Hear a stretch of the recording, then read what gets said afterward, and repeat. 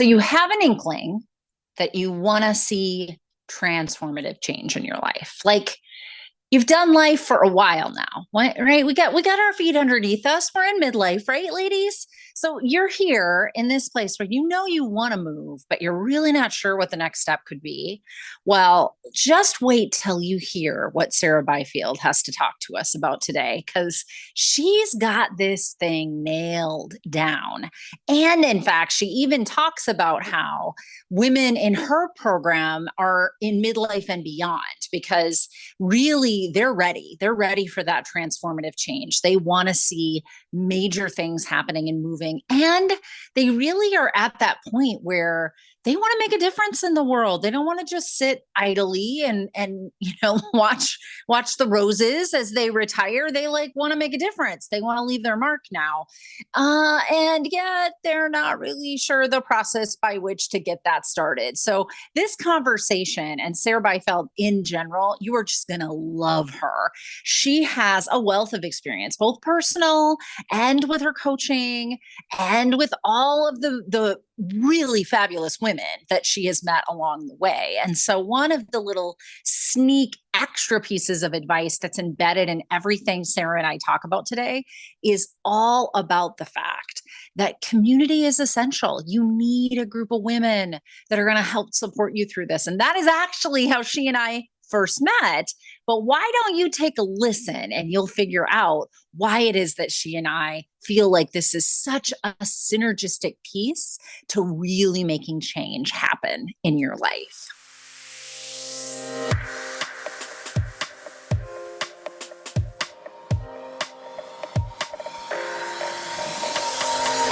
Welcome.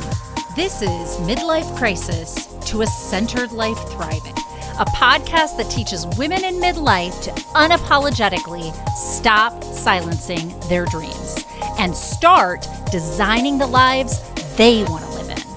I'm your host, Dr. Natalie, and as a clinical psychologist of the last 2 decades and a twice divorced single mother myself, I not only know how hard it can feel heading into midlife, I am living it right here with you. I've taken all the many failed attempts and lessons learned in my own life and combine it with my extensive clinical experience to give you the tools you need to make midlife the best time in your life. No joke. So let's get started.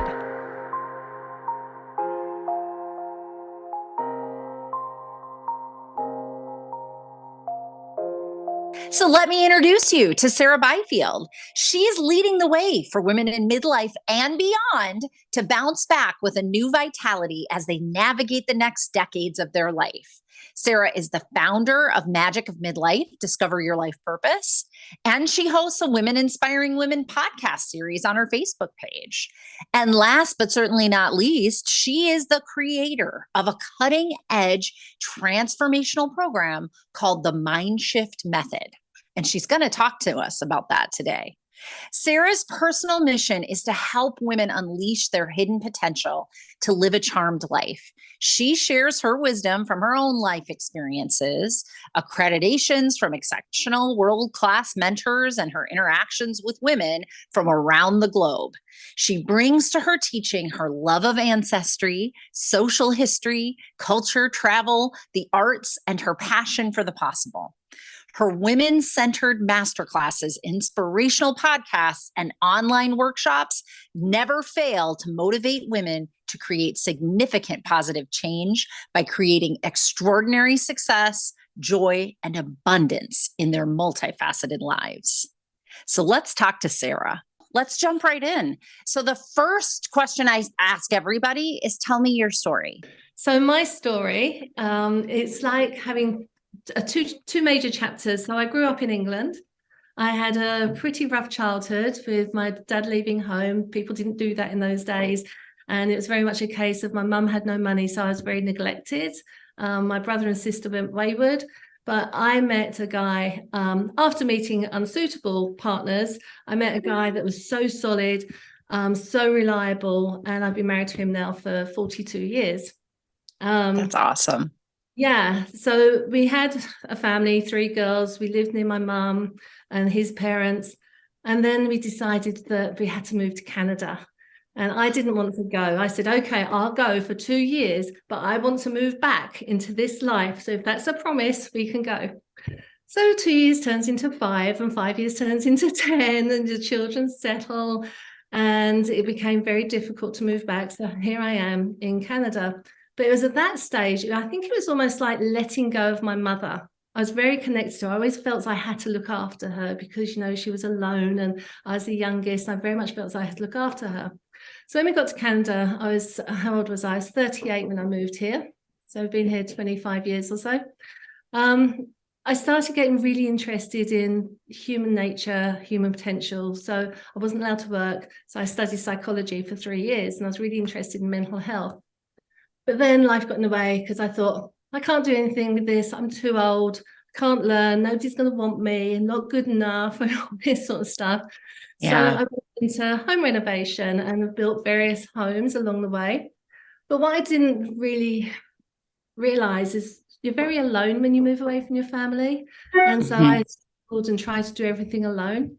And then when you get into your late 40s, early 50s, I started getting really a bit crazy. In fact, my children said, we don't want to bring our friends out home anymore because you're scary. And I said, ridiculous. I'm not scary. Don't be stupid.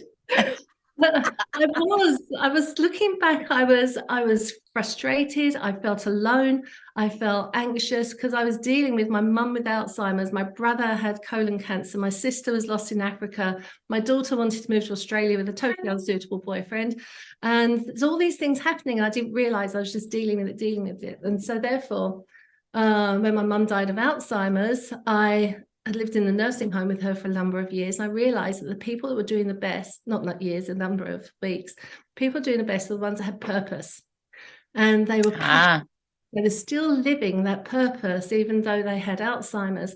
And it made me think, I really want to help women combat Alzheimer's, really come into themselves and deal with any chronic issues and really find a purpose, because they can be healthy and hopefully live longer.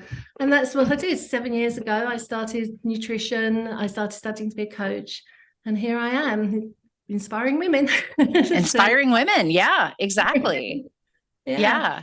So tell us a little bit about your business and tell us a little bit about like what it is that you're trying to accomplish. Like, what does that look like? Women inspiring women. What are you doing today with that goal? So it started off with the idea of writing a book. It was going to be called The Luminaire's Journey or The Luminaire's Legacy.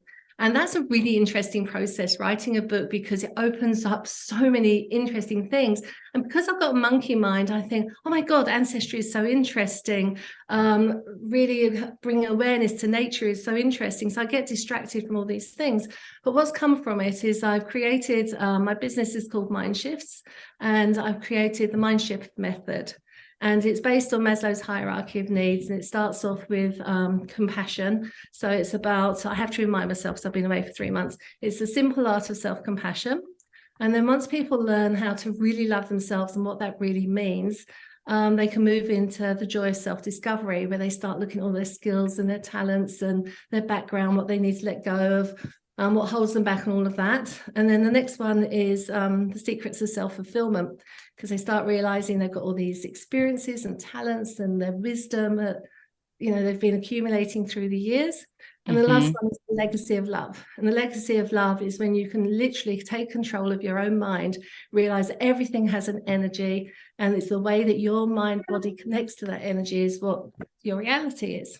Yeah. So it's such a beautiful, and it does, it all just kind of tongue and grooves together, one right on top of the other. I can totally tell that, which, I mean, Maslow's hierarchy of needs is meant to tongue and groove together as well. But I love how you conceptualize that. That's just beautiful.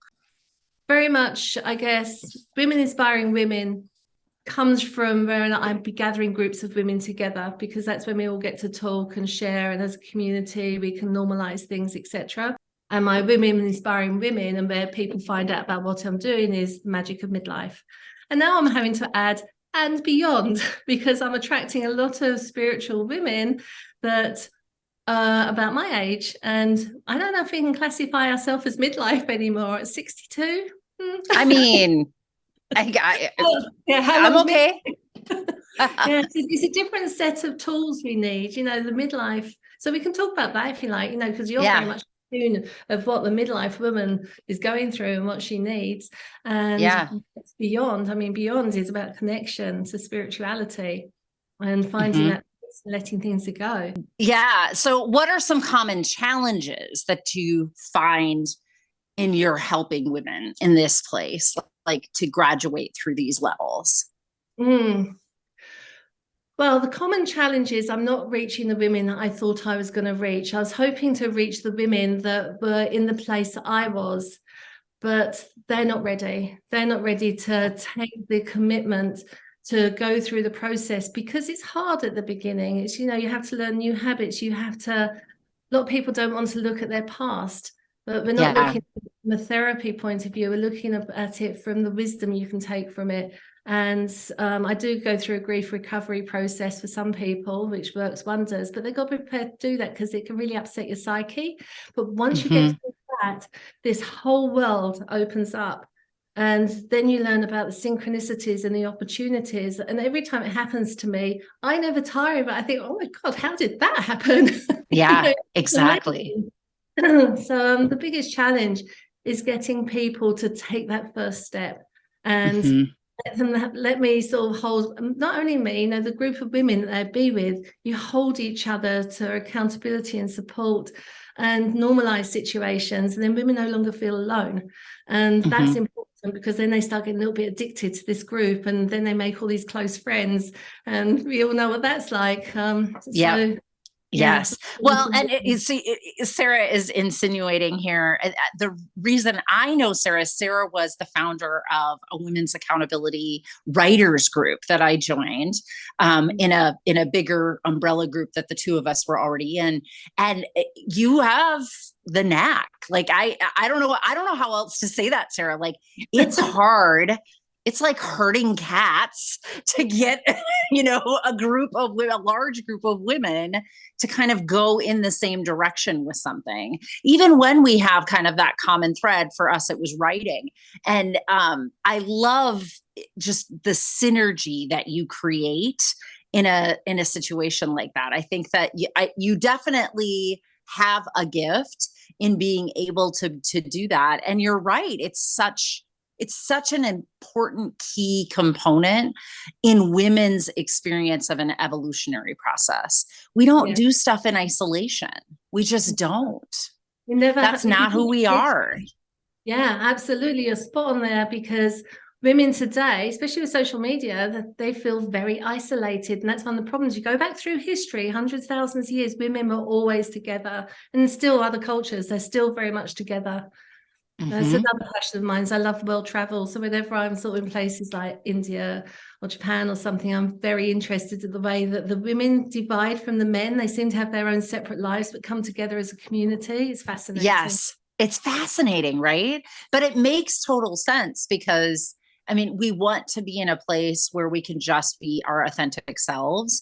Social media is not our authentic selves. So it's like, it's this catch 22 of you can have connection to people everywhere, but is it connection? Is it true, authentic connection? And in that space of that true, authentic connection, I think, sky's the limit what you can do with your life. You go through all of those stages that you're helping to guide women through. Yeah.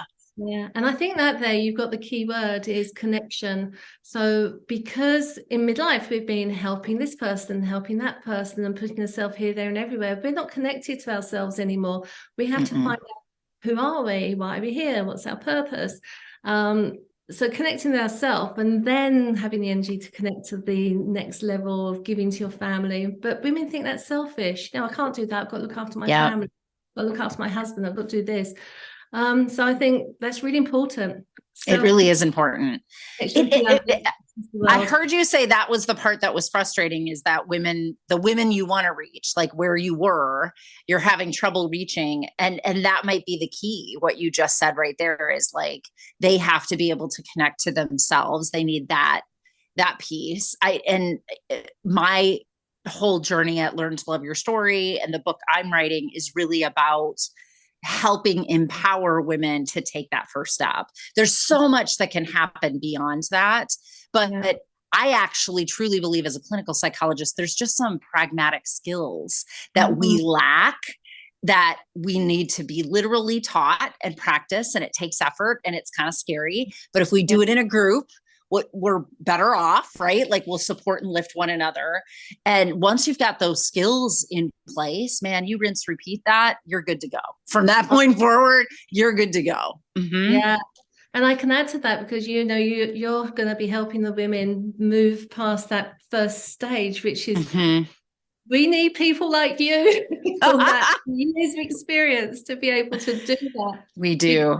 Different ages and stages need different tools to put in their box. They do. They do. And and we need to break those molds, like you said, the ones that say things like, that's a selfish thing to do. And, you know, that has pulled us away from wanting to learn that skill because it's been punified in some way, or just, you know, it's been dirtied up in some way that it didn't seem attractive. But at this stage, I mean, you so eloquently shared with us, like, you found yourself like, my kids are doing this and they're going there, and all of a sudden I'm very alone. That's such a common experience in this kind of midlife rebirthing process, where we, like, the old version of our life is literally in front of our eyes, burning to the ground. Like, our kids are not going to be young again. It's just not going to tick and click the way that it used to. So we're going to have to step into this in a different way, and new life, new skills, new life, new way of doing things. Yeah. I mean, my eldest is almost middle-aged now, which I find very amusing, but and I'm still, you know, she's turning 40 this year, and I think, yeah, okay, we'll just move on to the other two now.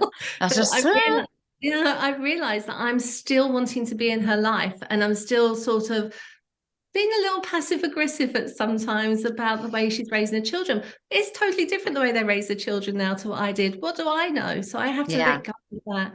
And, you know, I've got to let go of her and let her make mistakes, because that's her journey. She's got to make those mistakes. There's so much wisdom in mistakes, and they're the best. So it's a hard transition with our adult children, though, to go from that transactional love where we gave to them, we taught them to fish, which was our job, right? To relational love, which is, I'm just going to be here, your biggest fan, but I have no more wisdom than you do about how to do this. This is your life. Yeah. That is such a hard transition. Oh my gosh. I was just sitting with my almost 20-year-old, who's my oldest, and having a very difficult life, you know, decision making conversation with him. And there was like, you should do this, you should do this. I just really wanted that to come out. And I stopped myself and I was like, sounds like you're thinking about all the right things. Sounds like this is a really hard decision to make. Like, that's all you get. Relational stuff doesn't feel as substantive with our kiddos, even when they're 40. Yeah, I mean, my youngest just turned 29, and you know, talking about your son, I come across a lot of women that have relationship issues with their daughters. So I don't know what it's like with sons. Sons tend to, from what my own experience, my brother is watching him go, he doesn't have so much contact with the family, whereas the daughters are always around. They also keep wanting to come on holiday with us still, and here it's getting a bit expensive. There's 10 of us now. So, but hold on a minute, I don't have to pay anymore. I don't have to pay for everybody. Like, these are grown adults. They can pay. No. But yeah, so relationships with daughters, mums, I don't know, they don't seem to want their kids to live their own life. And you said about teaching them to fish. I think sometimes mums step in and still fish for them. It's just a hard habit to break. It's a hard I mean, that was how we showed love for years, decades. We showed love by, oh, I'll do that. Oh, let me do that for you. Oh, I'll take that on for you. And there are even times where doing versions of that are helpful, like when our kids have young children. Yeah. Isn't it just like an amazing angel swoops in and takes the baby and you get to sleep for 3 hours? Oh my God. So it's not like you won't ever have any transactional love interactions with your adult children, but the meat of it is needing a shift. And when we fall back into our old pattern, that's where that conflict happens. And I think that's why that conflict happens more with with girl children than boy children, right? Because they are around more and there is more that you could do. But they're being conditioned. Those young women are being conditioned also to be human doers. So they're feeling like walked on, or that we're judging their way of doing. I mean, like, then there's that layer of things that get seeped in. It's an you and I could have a whole podcast on that. I'll let us move past it, but it's an interesting thing that happens in our relationships with our adult children. Yeah. Sure. So tell me, give me from your perspective, how can women in midlife or beyond, because you help women in midlife and beyond that, begin to cultivate a stronger sense of self-worth and self-confidence? What's your advice on that? My advice is to join a facilitated led program where they bring like-minded women together. There's so much power in community of women because it's in our DNA, and we do hold a DNA, I'm told, of 200 years. So we will be passing that DNA for 200 years. So if we can get together as women and normalize situations, help each other as we go through our own journeys in a non-judgment zone, and embrace curiosity, awe, and wonder into your own life. And I think it's just about being in communities. You can't do it alone. Not alone. And, although I lead these communities of groups of women, I also need to be in communities of women. So I have to be in that more spiritual group of women to be able to help other women follow the path in their own way. Everybody's unique, everyone's got their own journey. We collect all these different perceived failures. We make mistakes. We've got to normalize them and realize what they are. We never get rid of them either. I still come up with things against it, but I now recognize it and think, okay, that's an old behavior. I don't need to do that anymore. I've got something I can do better. So it's a case of recognizing, stopping, breathing, and then taking a different action to create a new normal, a new reality. So and inherent in that is the skill set of discernment. And I just talked about this with another podcast guest. Forgive me, because I can't remember which conversation that came out of. But I think that is the skill that underlies our ability to do that, is to kind of weigh out all these things and discern, these are the things that need my attention and in this order, right? Yeah. That's a hard skill, honestly. And when you're emphasizing things for you, not for others, then you run up against that programming and conditioning you were talking about, which is, oh, that's selfish. Oh, you're looking out for yourself over there. Instead of, I like to flip that on its head and talk about it's actually the most selfless act of all, because we're pushing against conventional wisdom that says it's selfish so that we can fix and help the thing that's going to go do all the works in the world. So I can keep being the human helper that is part of my purpose, right? I think that at a very core level, that's just part of a woman's purpose, is to be a helper. But what we've lacked is the knowledge and know-how of how to help ourselves in order to be the best, most pristine version of that. You're spot on. That's exactly right. And as you say, self-compassion is very much the foundation. That's the love, safety, belonging part of it. So we have to know that we are loved, we are safe, and we belong. And then it's about connecting the mind and body. How do you feel in your body? What comes up in your mind? Because that is your reality. And often you're projecting your fears when you're saying something. And it's really interesting when you realize that, because you suddenly realize other people are saying things to you. We take it personally because we're literally meaning-making machines. But then we realize, hold on, that's not me. That's their issue. That's their fear projecting onto me. That helped me enormously with relationships with my daughters. So I now realize, okay, so they're suffering from so-and-so because they're making me feel like it's my problem. So, no, which it is not. It is not your problem. So that's amazing. I think I'm just clicking. I don't know. I'm clicking together. There is a nice interweave between what your program is doing and what my program is like getting people prepared to be able to do. You and I'll have to keep talking, my friend, because I maybe love there's a way for us to, that. because women get to a point in my program and then they want to do more. Mhm. And I haven't created a do more portion to the program that I'm doing, but I don't need to because there's beautiful women out there like you that already have those intact. So we can just shovel Do you them know, on. my mind always goes back to, you've probably read it, Napoleon Hill, Think and Grow Rich. Have you read that? I haven't. Okay, well, my goodness, you should read that. Okay. When it was 1920s.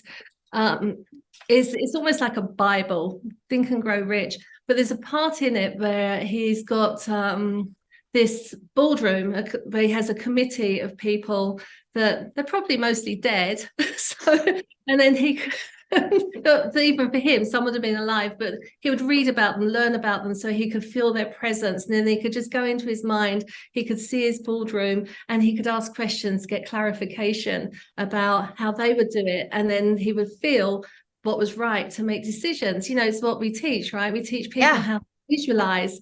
You have to visualize something so you recognize it when you've got it. So it's literally what he's doing.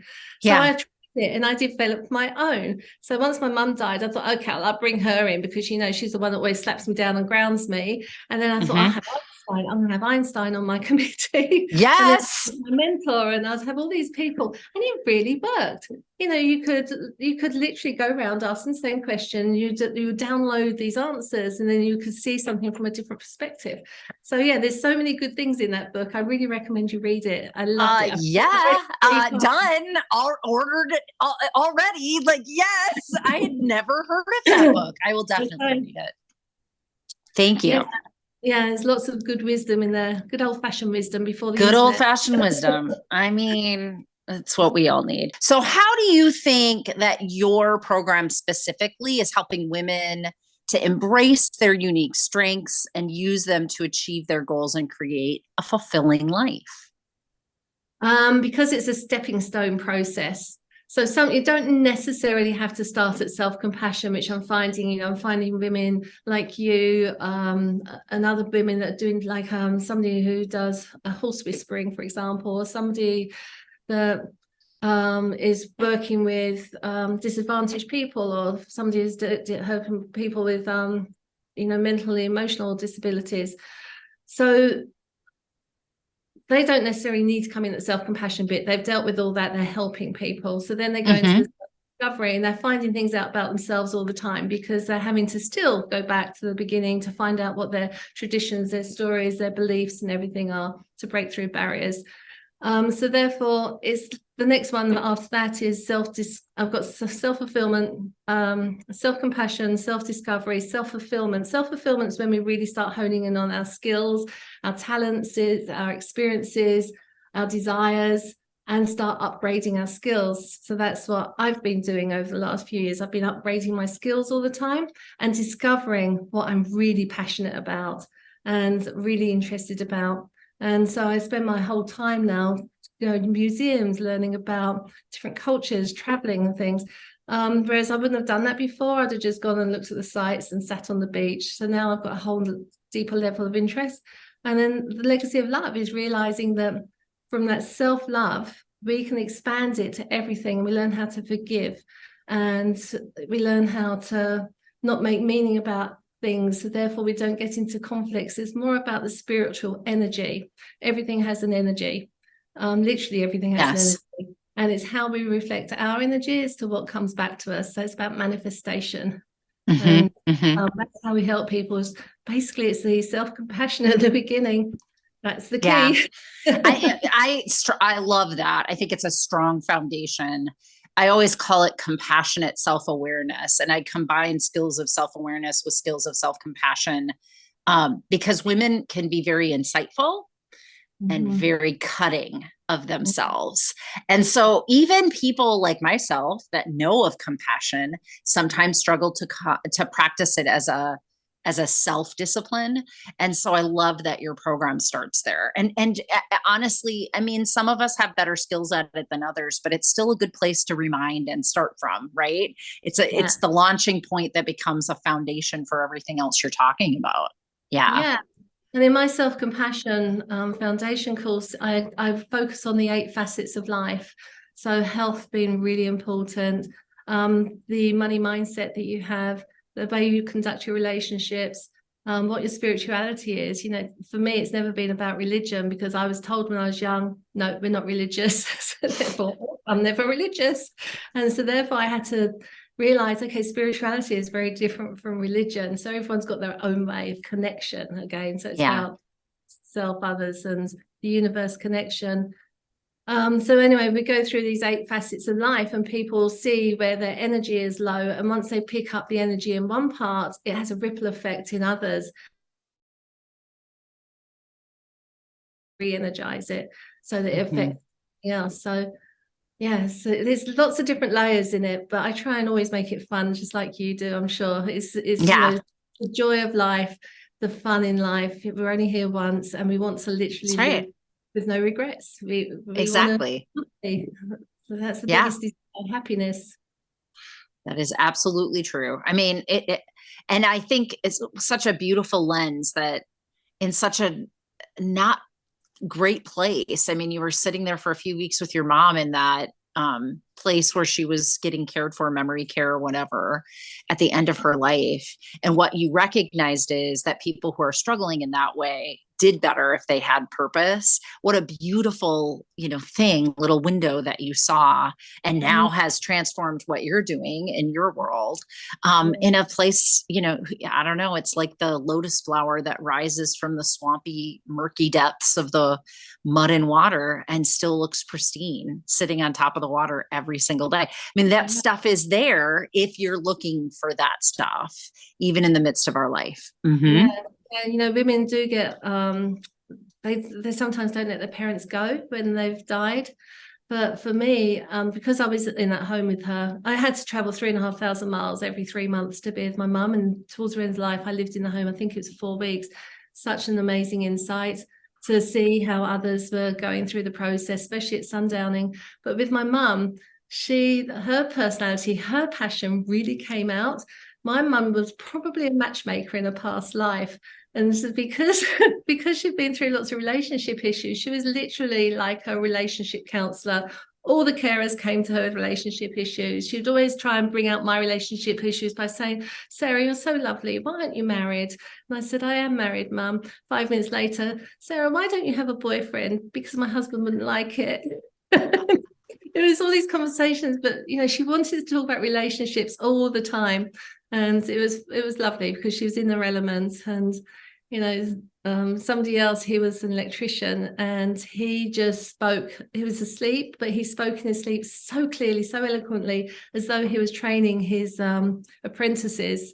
And it was just so That's wonderful. so cool. It's so cool. Another woman thought that she was the house, the residence home, was hers. She said, my husband built this, everybody pays me rent, I've got to make sure this place is pristine. So she would go around all the time, every night, checking on everybody. Are you okay? You've got to go home now, we're going to turn the lights off. It was wonderful to see. So that's so cool. yeah. And my mum took a last breath and the baton came to me. Straight away there was this download of you need to help. You need to become a coach. You need to do something to help women. So brilliant. Brilliant. It's her legacy for her. So just tell us a little bit about what's coming up in your business right now.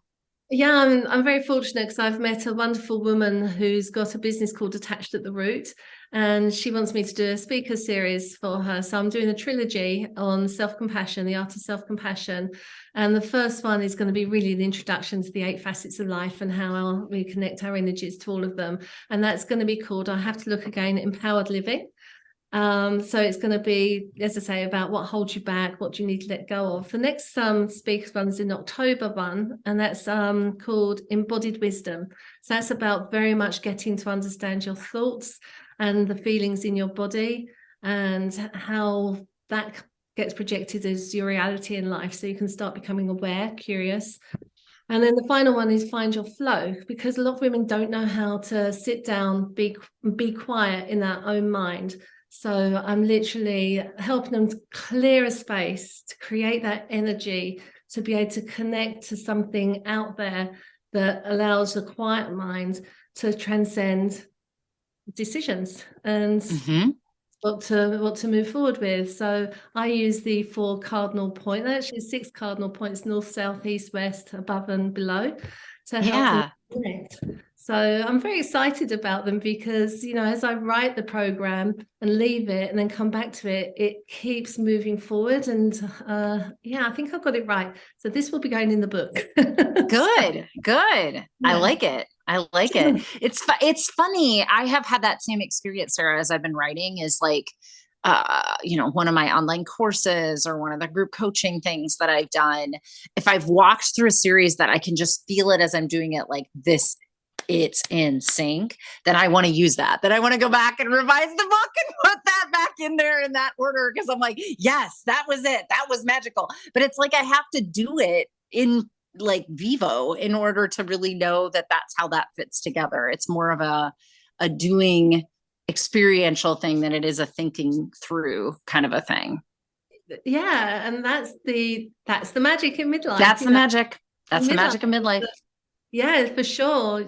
As we process what it is we're trying to do and help other people with, it changes for us. And then we go up a level or we plateau or something. And then we sort of think, okay, I can do better than. We're told not to revise our books. We're told to just write it. Yeah. But that's not possible. I'm sure it is. But yeah.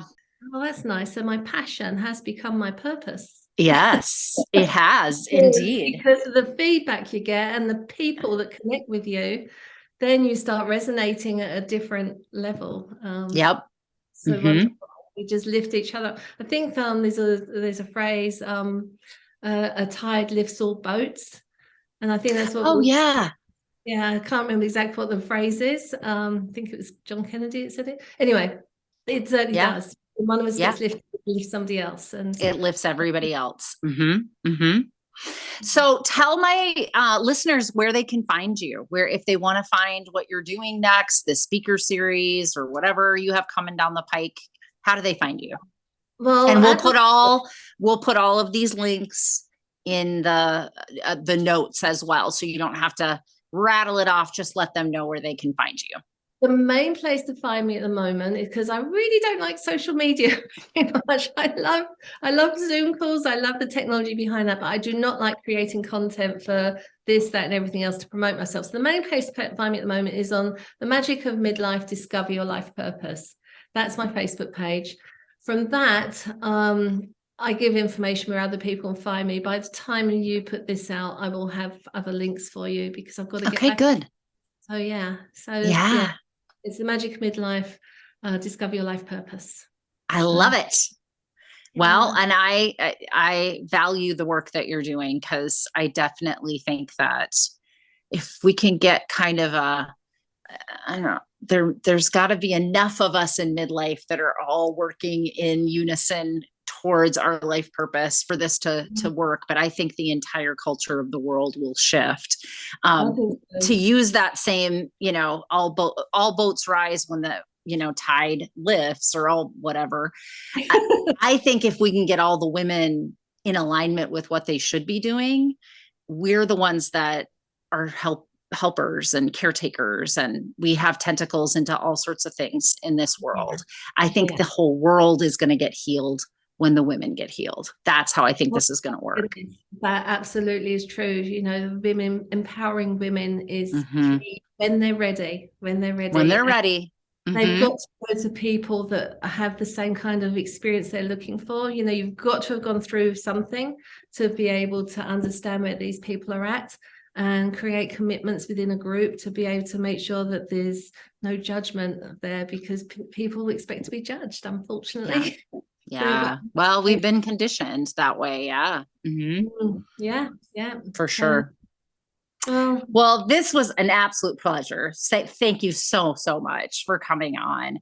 This has been a real pleasure, Natalie, because Good. Thank this you. this is my first podcast being interviewed. It's Yay! it's me doing the interviewing. So yeah, I know Yes. it's like for other people. And the one thing I'd say to them is don't plan for it. We're just going to have general conversation, whatever comes out. So there I find myself thinking, oh, I've got to speak to Natalie. I better plan for that. And I didn't because, other things got in the way, like painting. And I Yeah. thought, Natalie is a great interviewer. Natalie is a fantastic person. And I know that this conversation will flow because we've done it many times before. We've done it many times. Okay. That was amazing. I'm just saying that was amazing. It's so fun to have Sarah Bifield on. And I know for sure she and I will continue to do work. As you heard through this podcast, a lot of what I do really gets people in the position to be ready for the kind of transformational change that her programs have. So, hey, if you have been listening to me for a while and you've been thinking, well, maybe I'm ready for this. Maybe not. I don't know. Go and look at some of her stuff. She is definitely somebody to be watching because she is going to be making big impacts into the future. And if you're not sure if you're ready and you're not sure why you're stuck, then maybe come and look at learntoloveyourstory.com. And more specifically, be sure to download all of my freebies because you'll get on my email list. And what's going to be happening starting this fall, my friends, is that you are going to be hearing from you. I'm going to start doing complimentary coaching one-on-one sessions to help you learn to love the life you're in right now, right here and now. And I do that by giving you a midlife mastery evaluation. So we go through an actual report together. And in that first one-on-one complimentary coaching session, yep, that's right, one-on-one coaching from me, complimentary to you, what we're going to be doing is giving you an individualized plan for how to get out of your stuck places. And you're going to start to hear some of these free one-on-one coaching sessions in the fall as I start to record them and play them back for you on your podcast. I bet you what you're going to hear is your own story. I bet you what you're going to feel as you watch other women go through this midlife valuation report is the magic, the absolute magic of watching your own experience get plotted out right in front of you. If you're feeling stuck, if you don't love the life you're in, if you don't know what a growth mindset is and how to pivot through change, then friends, Learn to Love Your Story has your back. And I have your back. And I want to hear you on my podcast. So make sure in the links this week on the notes that you click on getting your own free complimentary one-on-one session.